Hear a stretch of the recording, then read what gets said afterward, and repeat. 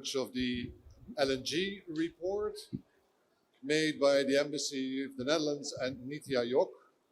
I would like to introduce myself. I'm Joost Geyer, the Economic Counselor of the Netherlands Embassy in Delhi, and I will moderate the first part of the of the session today. I would like to welcome Mr. Suman Bery, the Vice Chairman of NITI Aayog. I would like to welcome my ambassador, Marisa Gerards, ambassador to India, Nepal, and Bhutan for the Netherlands. I would like to acknowledge Mansi, the group chairman of the Shell group and the lubricants sector in Singapore. I would like to acknowledge the energy envoy of the Netherlands, Frederik Wisselink, arrived this morning early, and he's still looking fit.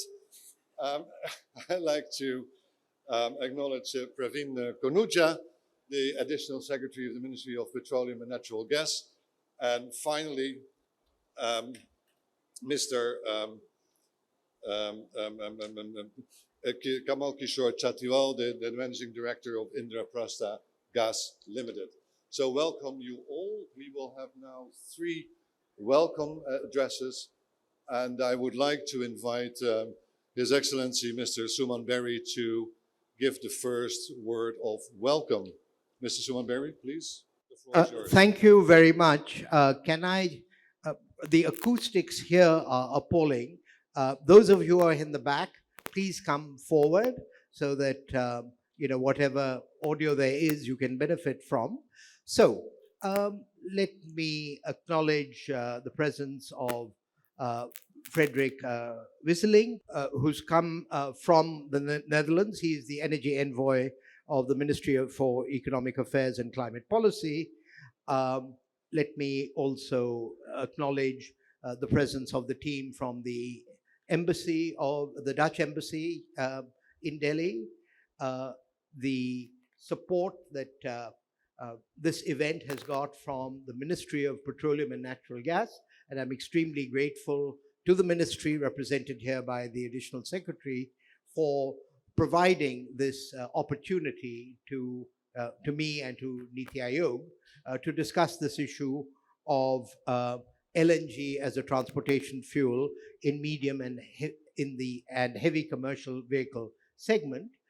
As was indicated, we will follow these introductory comments with a panel discussion, and that panel discussion would include Frederik Wisselink, the energy envoy, Mansi Tripathi, chairman of the Shell Group of Companies, India, and also VP Lubricants, Asia Pacific, and Mr. Kamal Kishore Chatiwal, managing director, Indraprastha Gas Limited.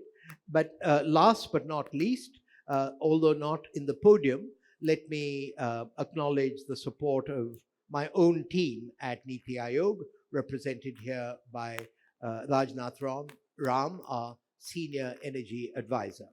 So let me talk a little bit about the volume that is going to be launched before we move to the panel discussion.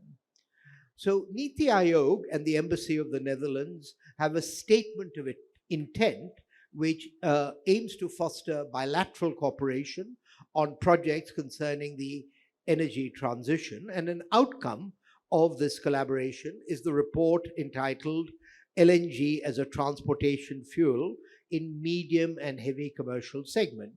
This report represents a tangible step towards leveraging LNG as a fuel source, and since this is Energy Week, I assume everybody in the audience knows what the difference is between LNG, LPG, CNG, etc. It's taken me a while, but here the focus is on LNG. Those of you who were able to attend the inaugural session today heard the Prime Minister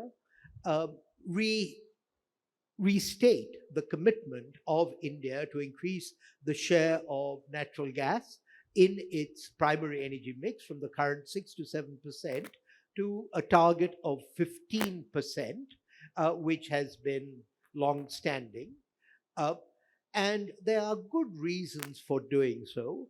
There are climatic reasons for doing so because the impact on greenhouse gas emissions is more benign than with liquid fuels, and also because of the impact on local air pollution, although that is perhaps more relevant for in-city transportation than it is for intercity transportation, which really is the focus of the report and the discussion today. And so the two parties contracted a consulting group called ICF to look at various aspects of customizing this transition of LNG for the medium and heavy commercial vehicle segment. Um, and what are some of the coordination problems that need to be solved, and also how other countries have done it. Now, other aspects of this may come up in our discussion, and in the interest of time, and because there is a show that follows this that I don't want to keep you from, may I now call on the Additional Secretary, MOPNG, Sri Khanooja, to offer his remark. Thank you, and thank you for inviting me here. Uh, I have some jotted down comments, so first I'll read them, then I'll talk from my heart.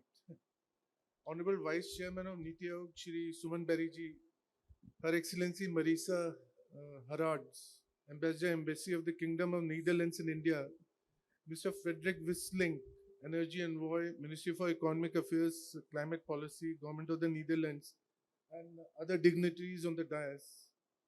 It is my privilege to represent the Ministry of Petroleum and Natural Gas on this occasion of formal release of the report on LNG as a transportation fuel in medium and heavy commercial vehicle segment. Now, before I go further, and then the mention about the use of LNG in the HDV segment, I would just give you some details on the natural gas in India. I was also part of the Dr. Kirit Parekh committee, which actually went into gas pricing reforms, and which the Honorable Prime Minister referred to in his speech today morning.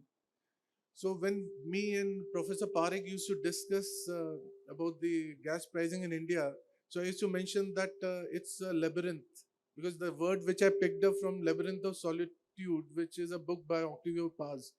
So actually natural gas pricing, the natural gas, the oil and gas sector, over the years, due to lots of policy interventions and issues, became somewhere the labyrinth. There'll be different pricing regimes for NELP, OLP, APM gas, non-APM.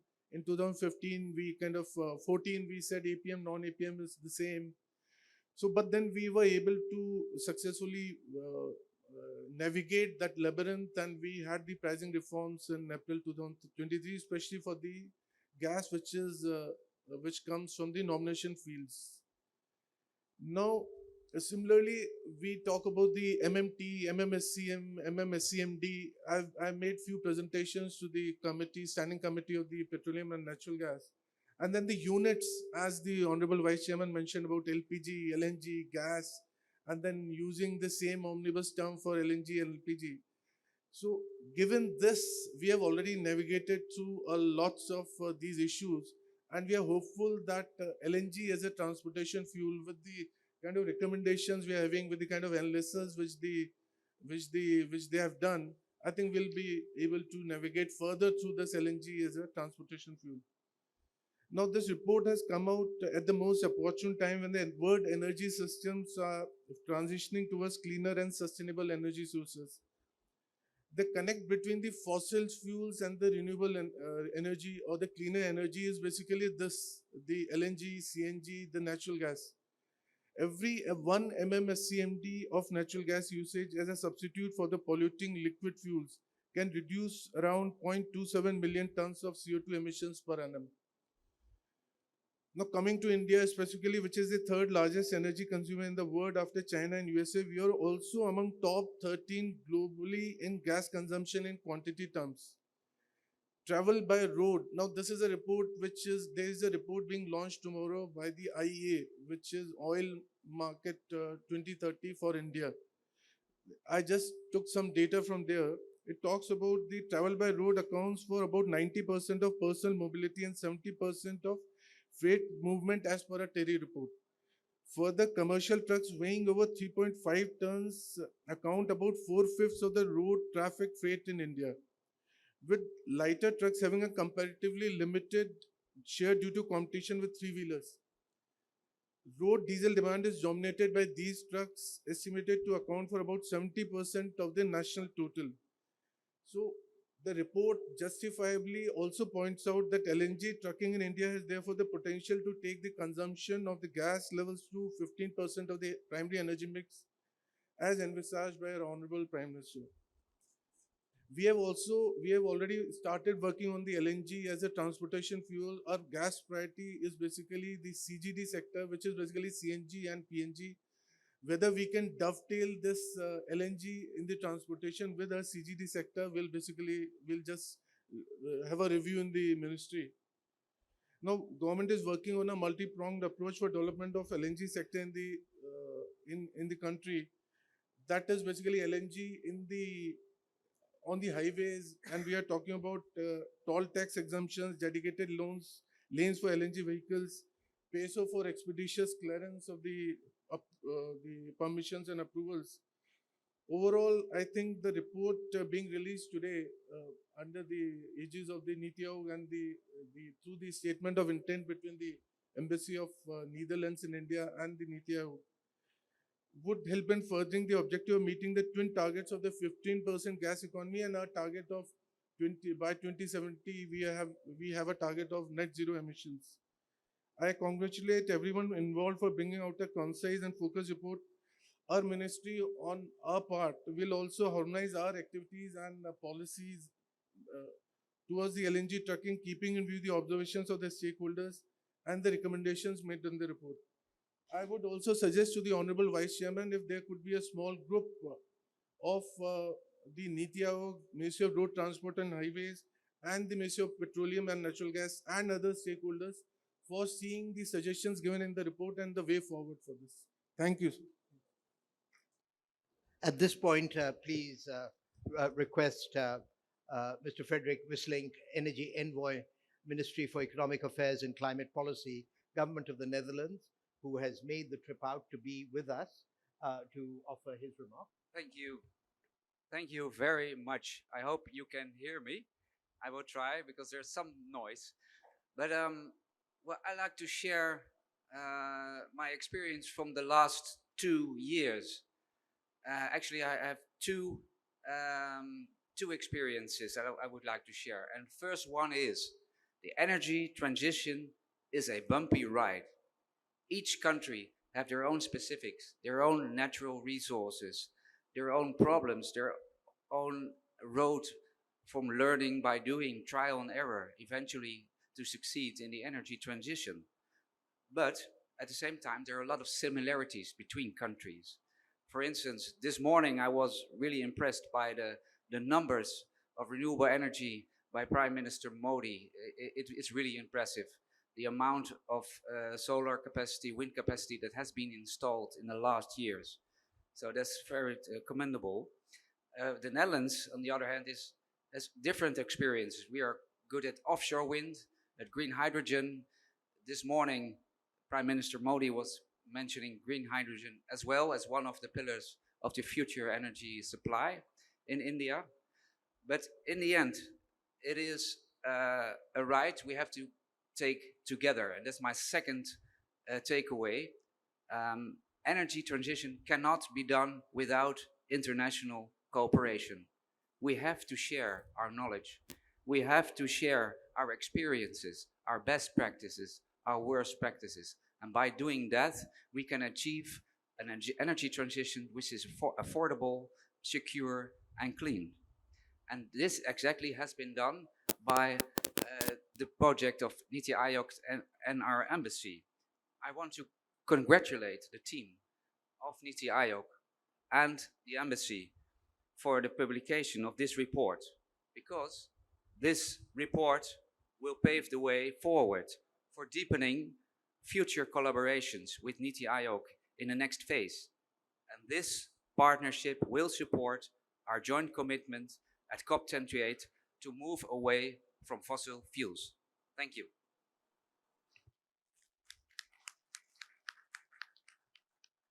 Thank you. This was just, if you like, an order, because we will have you now for the panel as well. At this point, Joost, may we proceed now to the launch of the report? So everybody should have a report to hold So up. can I have also Mr. Rajat Ram, the energy advisor of NITI Aayog, on the dais?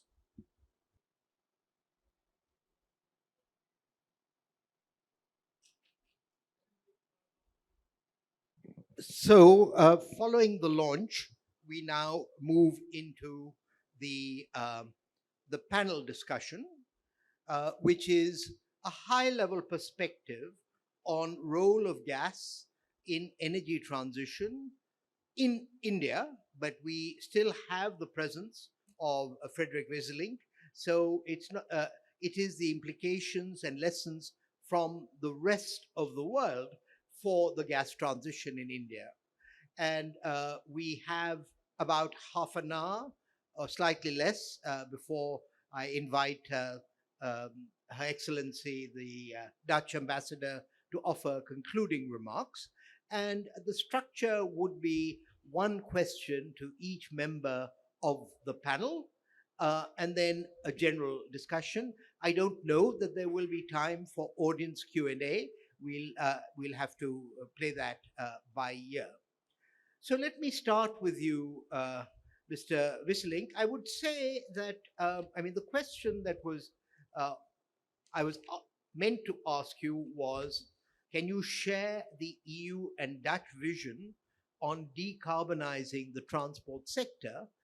But I think in light of what you have just said about being a bumpy road, so what can you tell us about the experience of managing politically this energy transition in your own country?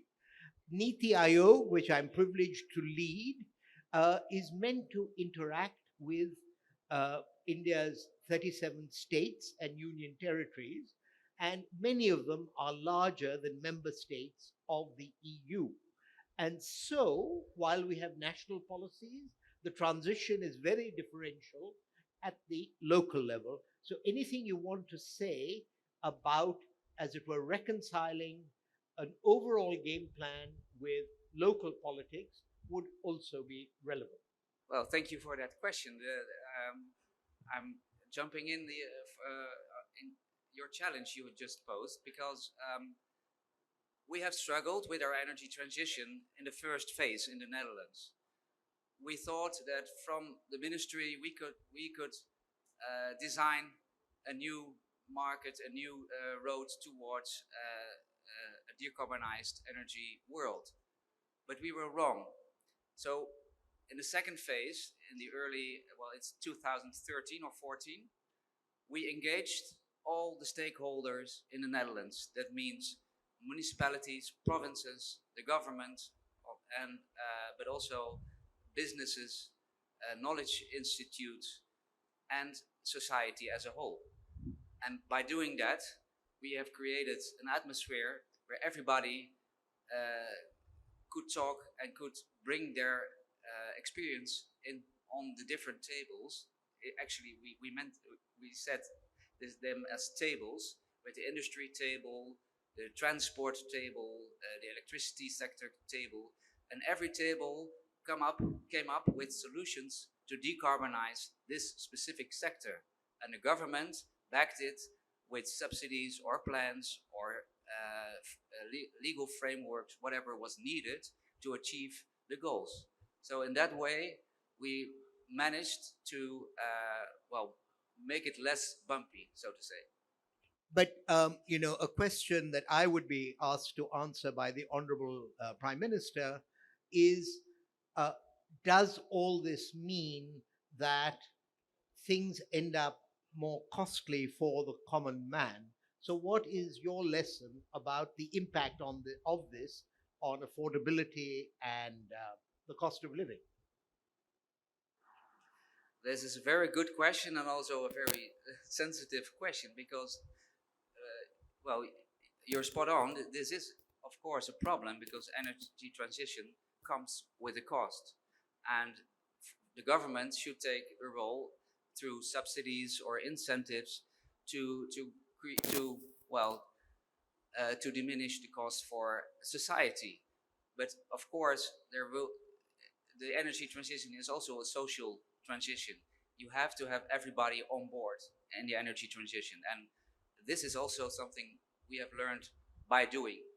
And what have you found to be the potential of green jobs? So, for example, heat pumps. Well, we're talking about here about transportation, but again, what the advocates, including particularly Europe, of the green transition is saying there will be lots of new jobs. What has been your experience? Well, at the beginning, there was some, well, people and industries were afraid that it would cost jobs. But in the end, there are more jobs than ever. We are looking for people right now because we have not enough people to install our solar panels, to install our heat pumps. So there is really a new sector, the green job sector, which combines with new industries as well. This is not only the case in the Netherlands, but it is in whole Europe. So we create a new industry with new jobs to become less dependent on fossil fuels and to create a new green economy. Well, thank you for that. Let me now move to our next panelist, Mansi Tripathi. So you still have a global role, but you also now have an India role. I know in my 4 years of Shell from 2012 to 2016, there, which now seems a long time ago, there was a sense that LNG would remain very much a long-term business because of the costs. But today, just walking around the booths and talking to Petronet, we find that something like 30% of cargoes are spot. But I should stick to the topic of the report. So what is Shell's experience with the nuts and bolts of delivering LNG? And have you been active, for example, in China, which is, I think, probably the most advanced in the application of LNG in heavy and commercial vehicles? What is the experience? Yeah, no, thanks, Suman. And on the outset, I just want to first thank on behalf of Shell, extreme collaboration which happened with NITI Aayog under your leadership, with the Dutch embassy, and then with the ministry as well. And I absolutely take the offer from the ministry to come back, with this collaboration to further share our findings, because I personally found them very, very insightful. I think from an LNG perspective and then looking at the heavy truck industry, what was fascinating for me is that globally still 15% of the greenhouse gas, which is close to about 8 gigatons, is linked to the heavy industry sector. Yeah, and I think if we look closer to home, since 90% of our energy is based on oil, it becomes even higher imperative in India to be looking at this industry. But as we compare India to rest of the, I would say developing economies and developed economies, LNG with the heavy sector is an area where we can potentially leapfrog a lot more than where we are right now. Yeah. But then I think this study really, really helped to say, okay, what is the entire eco space which needs to be worked around? What was fascinating for me is to realize that there are more than 40 different stakeholder groups which need to be influenced for us to finally make the move. And I think once you study the China example, and I think that comes to life because it is to do with the OEM manufacturers to say, what is it in for them to invest the extra capital?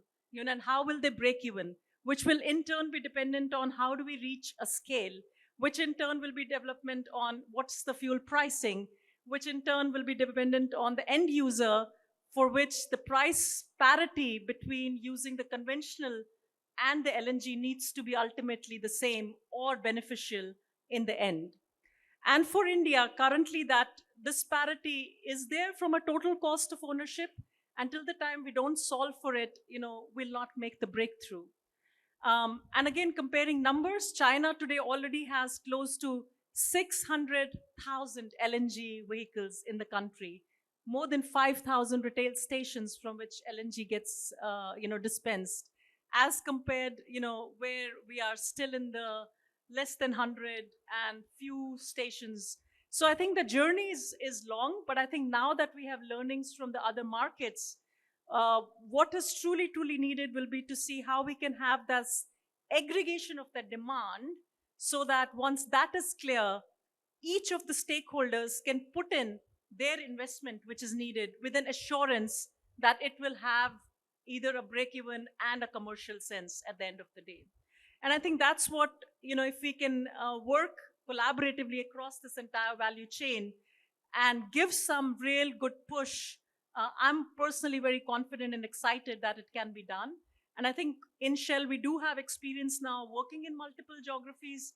So I think as an LNG provider, we can then play a bigger role in terms of precipitating, the energy which is already there behind it now, and take it forward. I know that you're not in a position to, comment prospectively on investment plans, but one of the striking things about Shell was a long time ago, you decided to take a bet on retail. So can you talk at all, since you have your own original Hazira pipeline and you acquired also other assets from BG? So how would you explore adding LNG to the retail or to the distribution portfolio? Have you been thinking about this? Yeah, absolutely. So I think from an LNG perspective, in India, we have already made a very big investment, as you know. So we have our world's only regasification plant, which is a 5 million TPA capacity, which is, pretty substantial. And I think as a market share, we already hold between 10 to 15% market share in this category. So I think we are in a very formidable position to be working on it. And in that Hazira plant, we have also added now the truck, loading, which only helps the purpose. So I think the way I would articulate is like, we are very interested and we are like sensing the market as it gets. And I think as we get the right ecosystem between the OEMs investing in it, the government policies enabling it, I think we are ready to then say, okay, how we can strategically also play a role from a mobility perspective or the retail station perspective to be participating. So I think the intent is very high, and that's why I think we are very keen to get this entire ecosystem lined up with us. Good. Well, Shell has been very supportive of this bilateral relationship, so let me thank you for that. See, Chatiwal, I mean, you walk the talk. I mean, you've been responsible for the CNG revolution. I don't know, even the original transition in Delhi buses, was that, were you already in existence at that time? Or? I think IGL did that transition, sir, from diesel to CNG. Right. IGL was involved. Okay, so you know as a company how to make this happen. So how are you testing the market for LNG? And is the issue one of price parity? Is the issue one of uncertainty of range just as much as there is with EVs? So which part of this complex interlinked Chakravyuh do we need to work on first? Yes, sir. First of all, sir, on behalf of IGL, I would like to congratulate NITI Aayog, MOPNG, for bringing out this report on LNG as a transitional fuel. Now, just to give a brief about IGL, Sir, IGL is the largest CNG company in India, which sells around 25% of the entire volume sold in the transport sector. And just to give the extent, IGL is number one, and if you combine number two and number three, they are below that. You know, we sell somewhere around 6.5 million, and they are at 5.2, 5.3 combined. So that's the scale. So we have the experience, and in our existing portfolio, sir, we have around 20 to 25% going to commercial segment, that's light and medium trucking segment, medium commercial vehicle segment. Now, having said that, sir, we find that LNG is definitely one of the future areas that we are working on, one of the growth avenues that we have picked out. And in that respect, sir, we are already setting up LNG stations across the Golden Quadrilateral. Now, as we all know that there are certain, as far as CNG is concerned, you require a geographical area to do the business there. But for LNG, there is no such rule, sir. We can set up LNG stations anywhere. But the problem comes when, there is an issue of boil off gas. You know, for 1 or 2 days, you can take care of that. But beyond that, you need to take out that gas so that the boil off issue is not there. So in outside GAs, that's the issue that we are facing. So within our GA, we are expanding along the Golden Quadrilateral. Say we have picked up Delhi to Mumbai Golden Quadrilateral. So there we are setting up 10, 12 LNG stations. And we have already commissioned one of the stations in Ajmer, and other stations are at different stages of development. So we will set up 10, and then we are in discussion with other players to set up 100 such LNG stations across India. So that's our medium to long term vision, that 100 stations across India that IGL will be setting up either alone or with some GAs.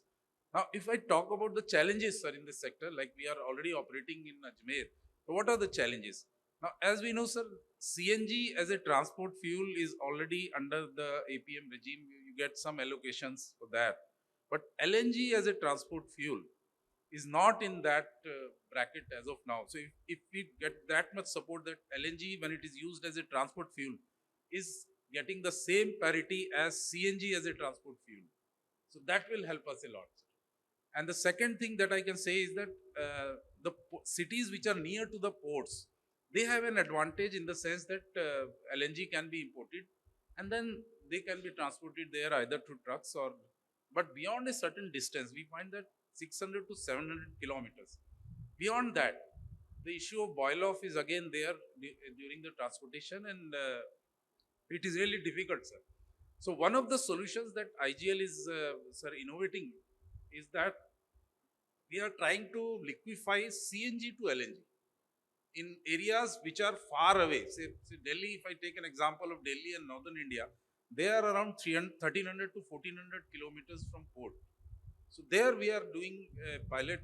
We have already gotten the approval from our board to do a pilot that the spare capacity of CNG, whatever is available with us. Because as you know, sir, CNG is a cyclical, even in the day, it's a cyclical thing. And we design it for peak hour performance. So there is a lot of spare capacity that is available. So we want to use that spare capacity of CNG to produce LNG. So that is the pilot we are saying. So what that will do is, sir, one is that reduce the technical challenge of bringing LNG to the northern part of India. So that will be available there.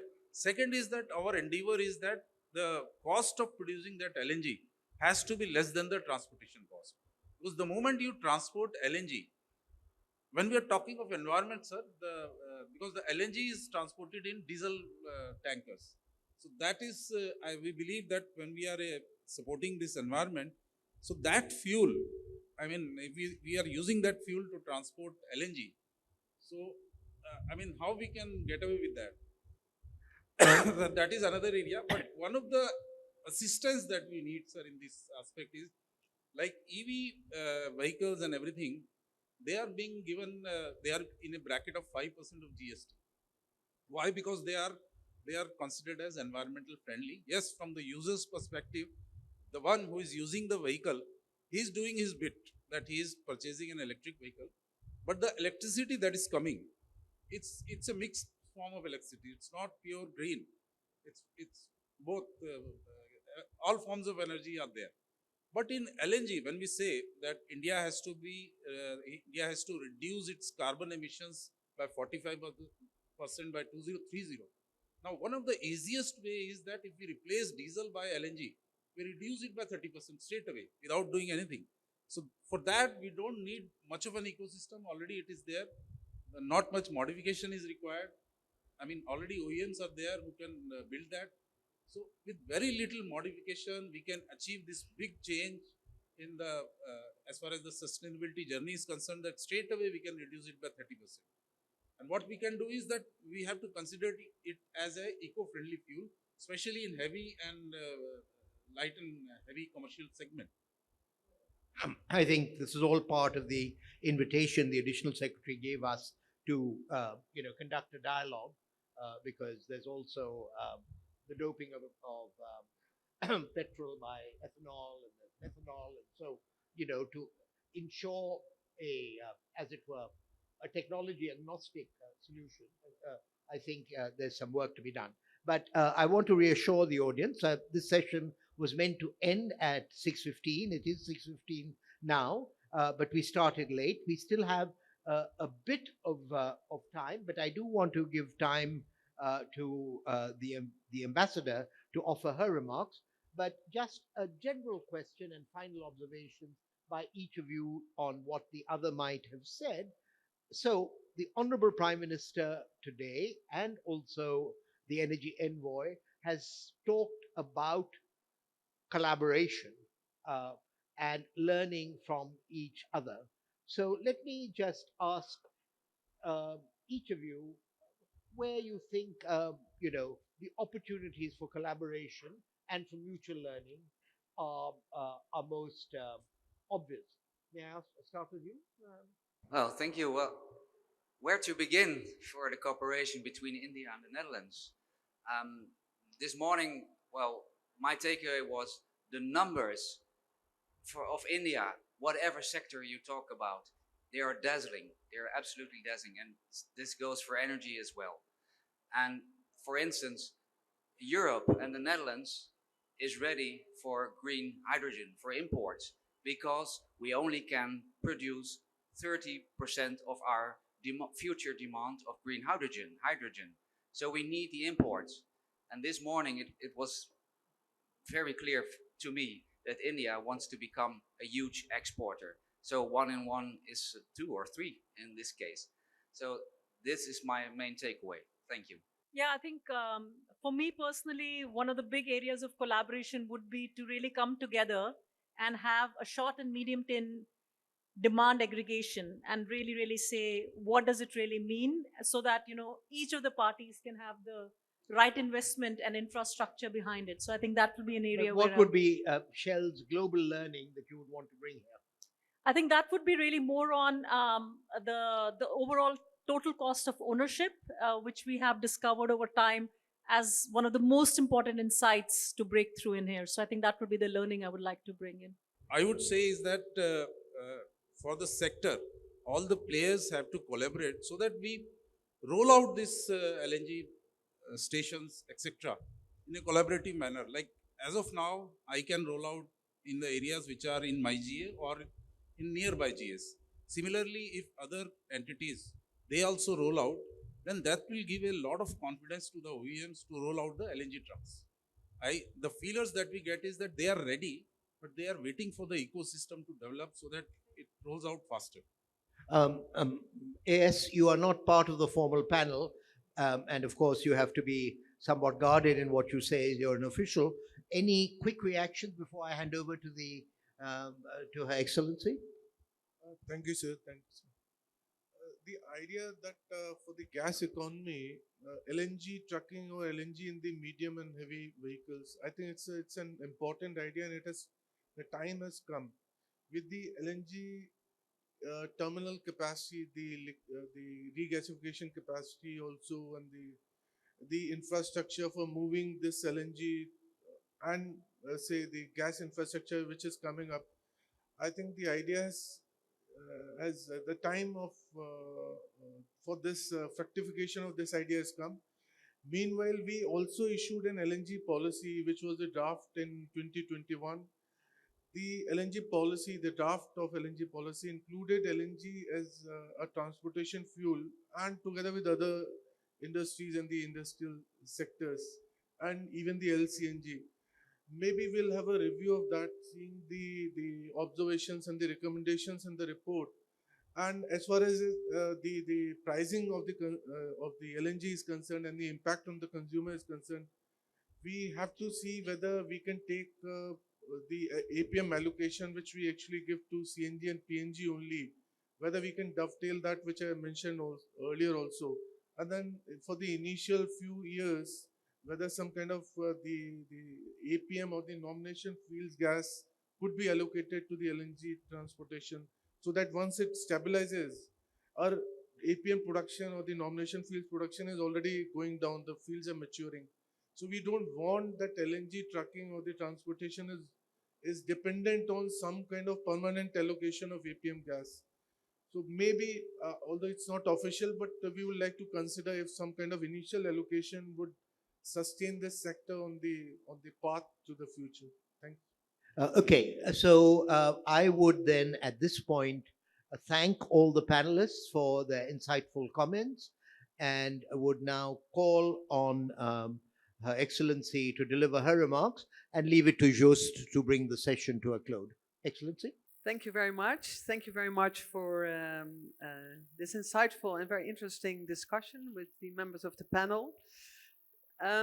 It's clear that this issue is very high on the agenda, and at all the different COP meetings where the international community is meeting, we are setting targets, but how to actually achieve these targets and to reach them, that's far more difficult. And as our envoy said, and I think you said it as well, Chairman, is that we need international cooperation. That is absolutely key in order to reach these targets. And I think the discussion today is one example of having such a discussion. And I think also the whole collaboration that we're having with NITI Aayog is very important and has been an interesting journey as well. So I would like to thank you for partnering with the Netherlands. And we're looking forward to the next phase as well. I would also like to thank Shell and thank you, Mansi Tripathi, because I think we need the cooperation with the private sector. We can only solve these huge problems if we team up, government, private sector, knowledge institutes, come together and try to come up with important solutions to decarbonize our economy.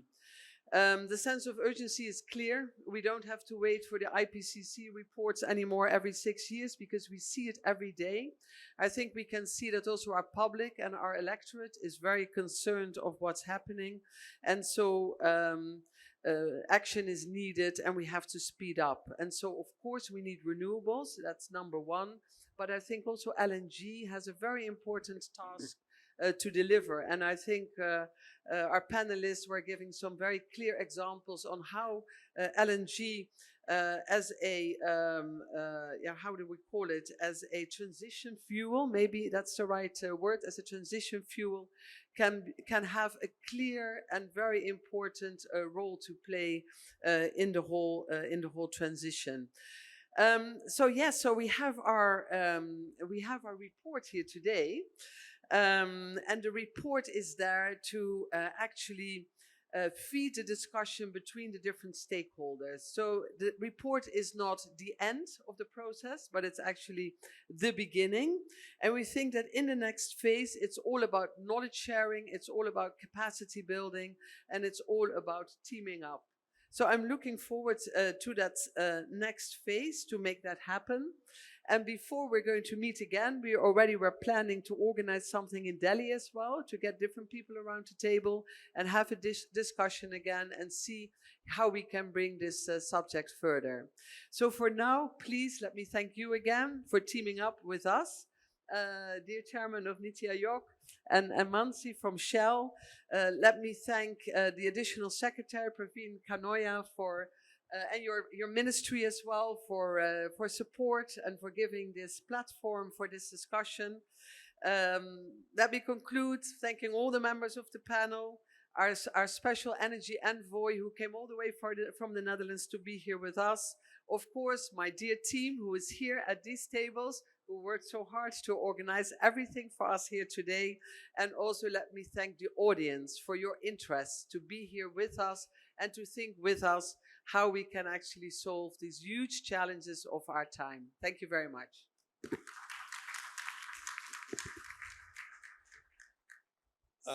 Well, there's not much to add for me.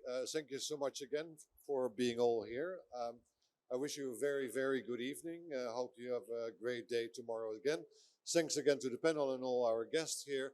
And then I think we call it a meeting. Thank you so much, Chairman Mr. Suman Bery. Thank you.